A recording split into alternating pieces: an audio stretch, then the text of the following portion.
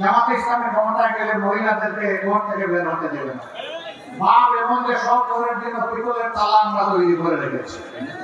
ক্ষমতায় যাওয়ার পরের দিন পুরুষদেরকে ডেকে ডেকে বের করে বাইরে দিয়ে আমরা তালা মেরে দিব যে তোমরা আর বের হতে পারবে না, মহিলারা যারা আছে। মানুষের মনে ভীতি সঞ্চার করা হয়। কেন? রাসূল করিম সাল্লাল্লাহু আলাইহি ওয়াসাল্লাম যুদ্ধের ময়দানে সাহাবীদেরকে সাথে নিয়েছেন, তার স্ত্রীদেরকে সাথে নিয়েছেন, অন্য মহিলারা যুদ্ধ করেছেন তার সাথে নিয়ে। যুদ্ধ মানব জীবনের সবচেয়ে কঠিন কাজ।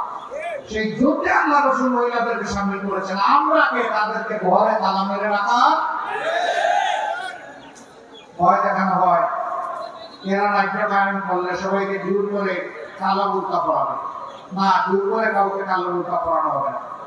বরঞ্চ মনের খুশিতে মর্যাদার প্রতীক হিসাবে যারা করতে চায় করবেন।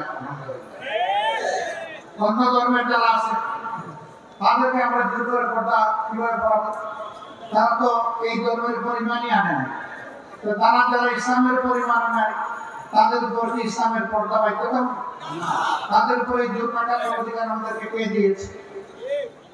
সুতরাং তারা মর্যাদার প্রতীক হিসাবে ইমান এবং ইসলামকে বুকে ধারণ করে বোরকা পড়তে চাইবে, তাদেরকে যেমন তিরস্কার করা হবে না, ঠিক তেমনি ভাবে কেউ তার বিশেষ কারণে, ধর্মীয় কারণে সে যদি ওরকম পোশাক না পরে তাকেও তিরস্কার করা হবে।